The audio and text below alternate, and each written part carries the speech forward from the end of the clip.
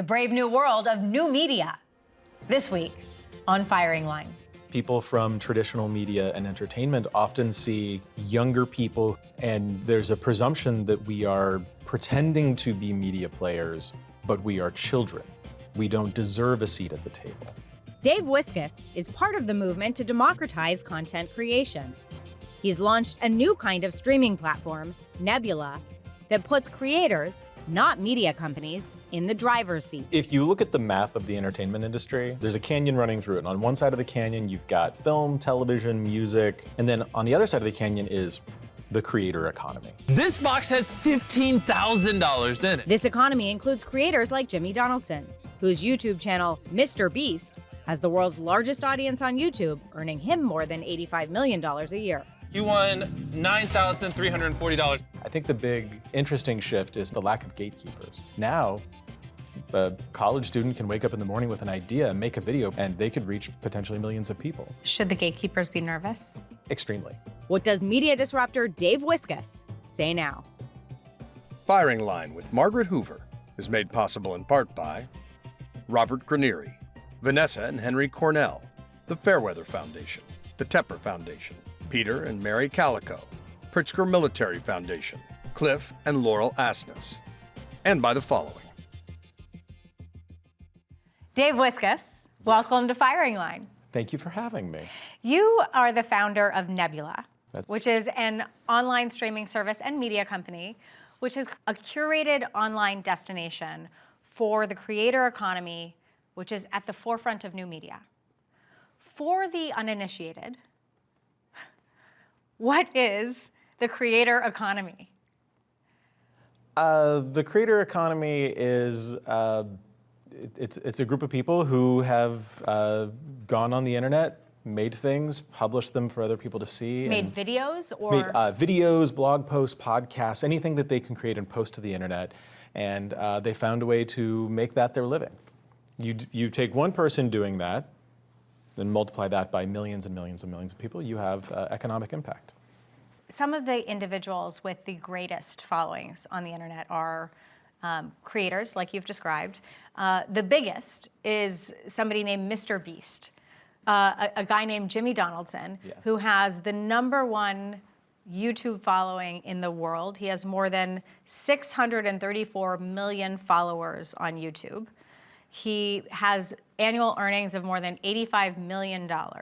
So this is not just a small economic impact. There is major upside if you're a successful creator in the creator economy. Yeah, there's a lot of money in it. That's a yes. There's a lot of money in this game.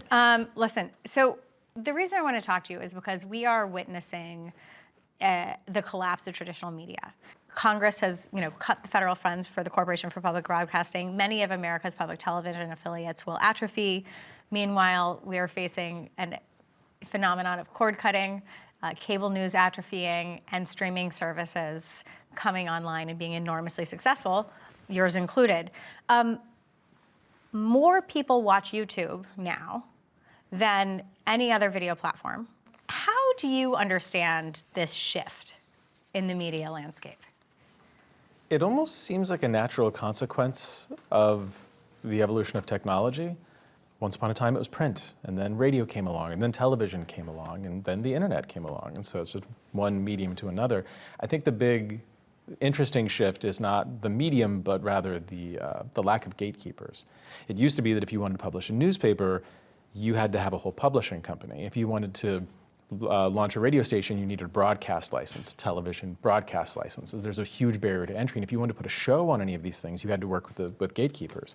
Now, a college student can wake up in the morning with an idea, make a video, publish it on YouTube, a platform where they have relatively equal footing to anyone else on the platform, and they can find an audience. The algorithm will help audiences discover that video, and they could reach potentially millions of people. So the shift is less about the medium to me and more about the gatekeepers, or lack of gatekeepers. Should the gatekeepers be nervous? Extremely. What do you offer creators that YouTube doesn't? Well, I think that the easiest answer to the question of what we offer is equity. On YouTube, it's a flea market. They don't care who the winners or losers are. The YouTube algorithm is designed so that when you as a viewer, if I'm publishing a video and you are a viewer, when you come in, the algorithm is trying to find videos that you would like. It is not trying to find an audience for me. It is looking at you and your profile and trying to find things that it thinks that you would enjoy watching. I often describe the YouTube algorithm as like a robot puppy. It just wants to make you happy. It's just like you're the viewer, you're a guest that's just coming to the home, and it runs up, tail wagging, it just wants to make you happy. So then how is your platform different? We have no puppy. Okay. We're puppy free. Like, if my 12-year-old son were here, he would ask, how is Nebula trying to influence the algorithm? That's a smart kid. We're curated. Our platform is not algorithmically driven. We do benefit tremendously from the existing YouTube algorithm. My personal feelings on this, we don't see YouTube as a competitive thing. We are very friendly with executives there. I'm friends with the guy who runs the YouTube algorithm. He's very lovely. What they want to build is a great system for finding you things that you would be interested in seeing. And the impact, the responsibility I feel for us as a community, for me personally, for our business and our platform is if we are taking people who are doing the most thoughtful work, making the best things, they have the most interesting ideas, ambition, if we are helping those people reach further and helping them build sustainable businesses, they stand a better chance of continuing to put things into the system that the algorithm can then go and put in front of an applicable audience. And that means that we have a chance of being a contributor, a community level contributor, not a corporate level contributor, to what goes into that algorithm to begin with. Because the only things going into that system are junk food and nonsense, then that's what we collectively are putting out in the world. Yeah. How has the creator economy grown into an industry that Goldman Sachs estimates will be in 2027 worth $500 billion? Steve Jobs. Explain. 2007, the iPhone came out. Before that, phones were like Motorola Razors, right? Like you would, maybe you could text, and there was some stuff like with the T-Mobile Sidekick, maybe you could get internet on, I forget. But like the idea of a smartphone wasn't really a thing. It was a very niche kind of device that didn't work very well. The iPhone comes along, internet communication device in your pocket. We could have access to real-time streaming video and audio and reading everyone's thoughts, however toxic they may be, on a device that we take with us to the bathroom. That's a real shift in how we think, that's a real shift in how we consume things, and it's a real shift in the way we perceive the world around us. Before, it was a bit more of a destination, lean-back experience. You would intentionally choose something on television to watch. Now you just press a button and it feeds things to you. What's your story? How did you go from being homeless in and out of high school, a dropout, you've referred to yourself as a dropout, to, running a company on the new frontier of a media ecosystem? I have no idea how that happened. You're from Denver, my hometown. Yeah, from Denver, grew up mostly there and a little bit in Southern California. My parents split up when I was very young. I grew up with my mom. Don't come from money, and we moved around a lot. She struggled, and there were times when we especially struggled. And then I think that if I had been born a few years later, I probably would have been classified as one form or another of neurodivergent, and I probably would have gotten a different level of attention. From the moving around in that era of history, I was just kind of not great at school. And it wasn't that I was dumb. I love to learn on my own. I love to read. I grew up watching like Bill Nye the Science Guy, stuff like that. But I didn't do great in school. And it just wasn't for me. I failed out. I dropped out when I was 16. Spent all my time on a computer learning how those worked. And just because I didn't have a strong education, I didn't have a degree to go in with, I didn't qualify for a lot of jobs. So I think the first half of my 20s was bouncing between entry-level call center jobs and delivering pizza. And most of that time was spent like sleeping in my car or on friends' couches. But you were also teaching yourself through videos. Through videos, through watching, through reading websites, anything I could, I would pursue my own interests. And the ability that the internet gave me to fall down rabbit holes of the things that I was intensely curious about, I gained an incredible amount of knowledge from all of these people who just put it online for free that enabled me to go and build a career in the tech industry. I was able to learn enough to where at a certain point people stopped asking me about my education. I had been in there just long enough that everyone assumed. This year, streamers have surpassed the combined share of television usage of broadcast and cable for the first time. Netflix and Apple are churning out content constantly. Most major studios have ties to streaming services of their own, and a lot of the smaller services like Nebula are really thriving. I've heard you refer to yourself as one side of the canyon, and they're the other side of the canyon. Yeah.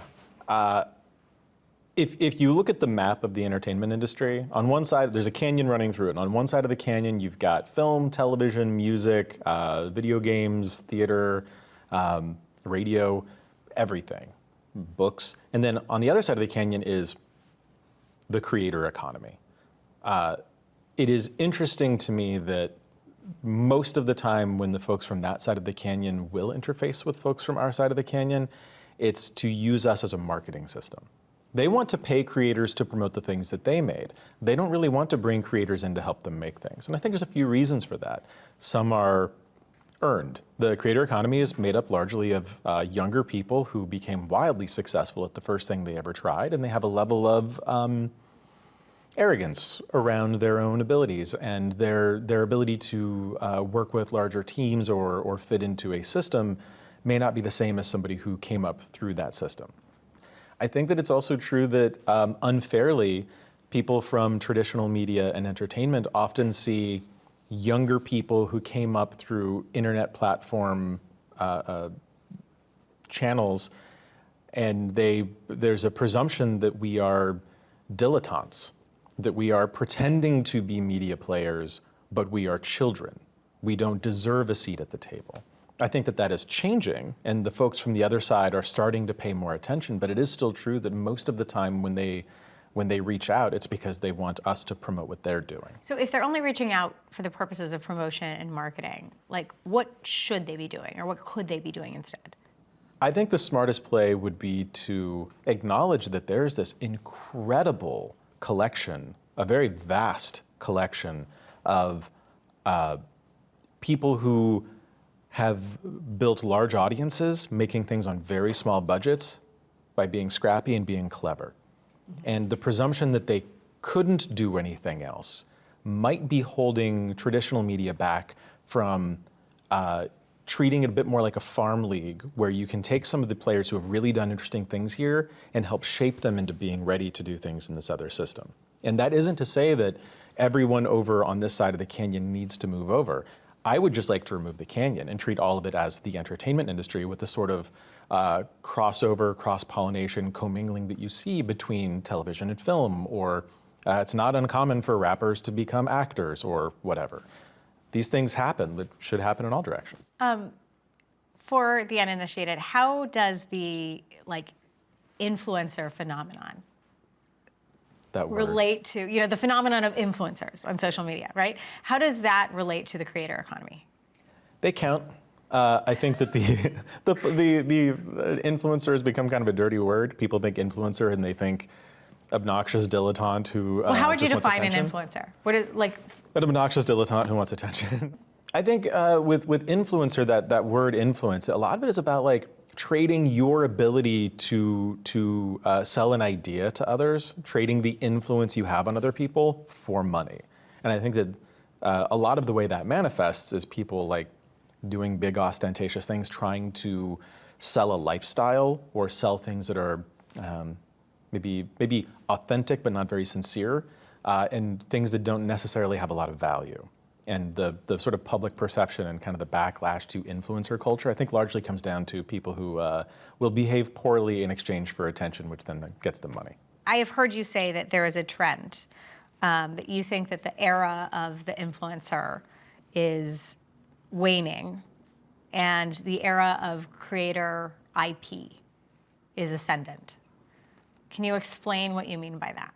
I think that the window of time where being famous for being famous, I hope, is sort of coming to a close. We're certainly still in a world where building a parasocial, an imbalanced relationship with your audience, where these are people who feel like they know you.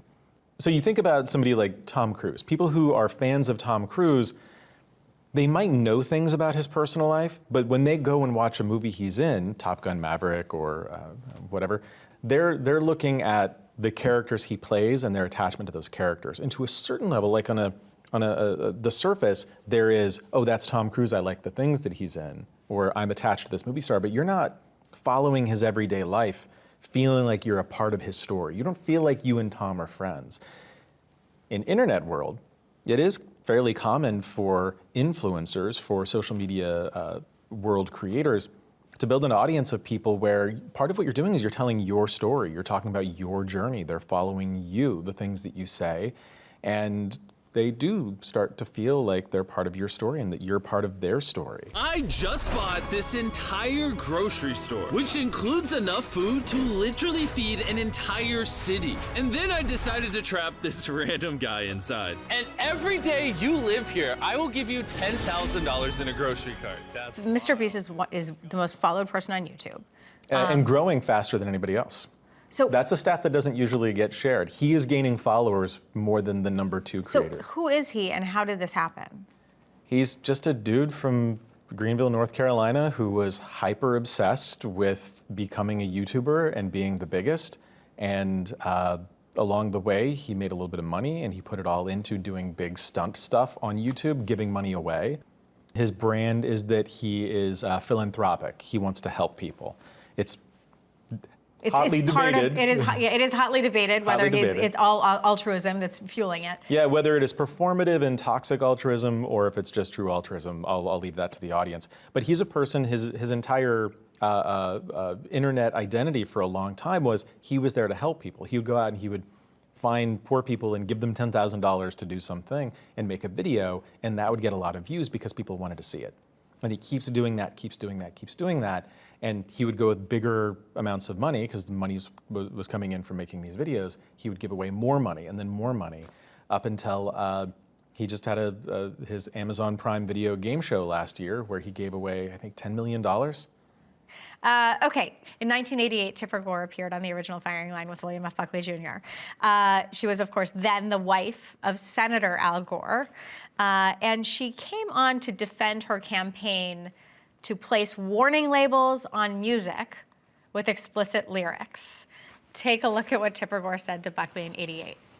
Kids are vulnerable at 9, 10, 12, and 13, and if some of their favorite stars are singing about suicide, singing about rape, they're learning from that.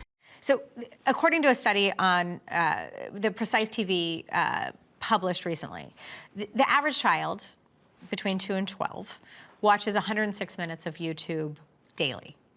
So then as one weighs parental restrictions and social media use by children, what can we learn from those efforts and the earlier efforts to restrict access to music and video games? An honest answer? Yeah, that's the point. I'm not a parent. I don't have kids, and I don't want to present myself as, I don't want to presume you're not to tell giving parents. Advice. You're not giving advice. Right. But let me tell you what to do. I think fundamentally, if you're trusting the social media platform to decide what your kid should watch, you may not be taking an active enough role in your child's development. And to simply ask Mark Zuckerberg to decide what's best for your kids is insane to me. Yeah. I think that people taking a little bit more responsibility and not necessarily letting their kids watch whatever they want to without any sort of oversight or filtering. There's good ways to handle this, and there's a balance to be struck. I think that the platforms do have a responsibility for the things that air on the platform. If you have hard right influencers who are promoting anti-equality, anti-LGBTQ, misogynist, all of these toxic ideologies, and everyone is saying, well, they're not actively inciting violence, so that's fine. I think that is taking a backseat on a responsibility that you have. How do you handle this on your platform? We vet at the creator level, and if something comes up that is objectionable, if something comes up that becomes a larger problem, we have a conversation about it. It's objectionable to who? It could be objectionable to other people within the community, the creator community. It could be objectionable to the audience. But I think it is important to recognize that the things that, if we are creating a platform, we are not responsible for everything everyone says on the platform. we are responsible for who we let on the platform. And in our case, who we invite to the platform. For Netflix, who they invite to the platform. YouTube's a little bit different, but I think there's still responsibility. You still think that they should be responsible for the content that is held on the platform? Yeah, because to your question, if it is a concern of what is okay for children to see, I don't think that children are the only group that we should be thinking about what they're seeing and what they're not seeing. And at the risk of playing both ends of the spectrum here, it is also true that much older people who don't have a strong understanding of technology, if you show them deepfake AI-generated videos of a politician saying a thing, they may or may not have the technological context and savviness to understand what is or isn't real. And so if all of these things can just be uploaded to platforms, you can see videos of your favorite politician acting as a hero and saying something amazing, while your least favorite politician is being portrayed as a horrible person, and you might now believe that that is fact. And they can. And they can. I mean, this does happen, right? They can, and as bad as it is to put that sort of thing in front of children, children can vote. Adults, thinking adults who may just not have a ton of understanding of social media and how these tools work, people can be tricked. That doesn't mean that they're dumb or that they're bad. It just means we have a lot of new technologies, and I don't think it's just children that we need to think about if we're thinking about what is or is not okay to publish.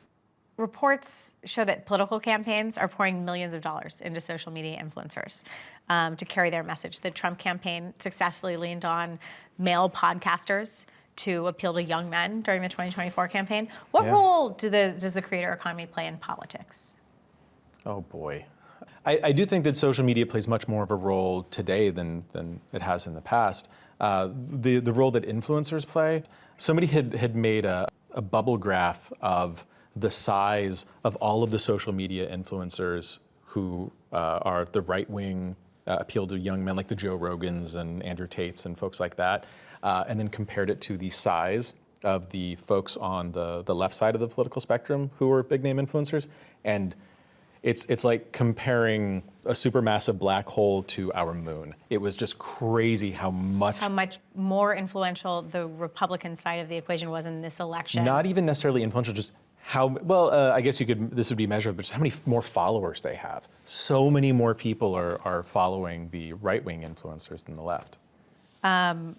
When President Trump went on Joe Rogan's podcast, CNN identified at least 32 false claims that Trump made, most of which went completely unchallenged by Joe Rogan. Is there a danger in this creator economy promulgating fake news, falsehoods?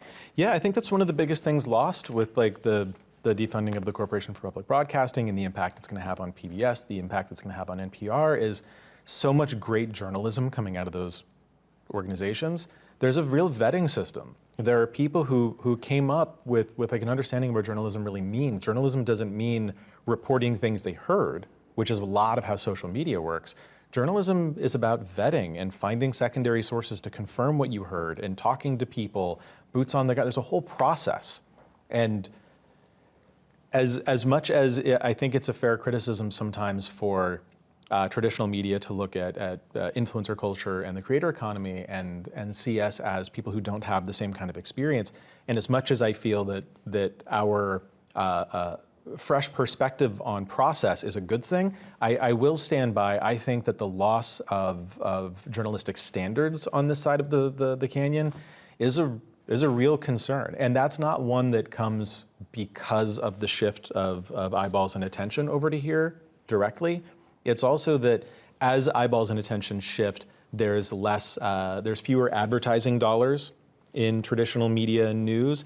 Also, I don't know, the billionaire oligarchs keep buying up all of the news outlets, and that's having an impact on what journalism means and how people are approaching things.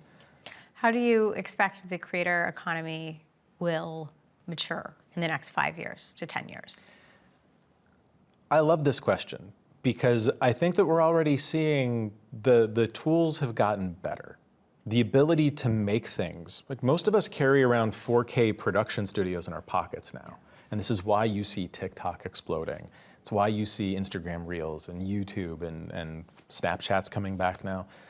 You can make things and you can share them with other people, and the friction, the bar is basically the floor. Anyone can make this stuff, and that's great. It's also a bit of a problem, but it's mostly great. And I think that as the industry matures and as the people who are responsible for creating these things mature as creators and as thoughtful adults, sometimes ambitions exceed the boundaries of the phone screen, and we want to make more and more things, and we will learn how to do that, and we will find a path to doing that. I think you're gonna see an explosion over the next few years of interesting, sophisticated storytellers trying things that we haven't seen before.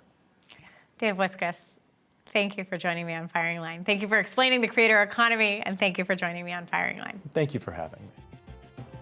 Firing Line with Margaret Hoover is made possible in part by Robert Granieri, Vanessa and Henry Cornell, the Fairweather Foundation, the Tepper Foundation, Peter and Mary Calico, Pritzker Military Foundation, Cliff and Laurel Asness, and by the following.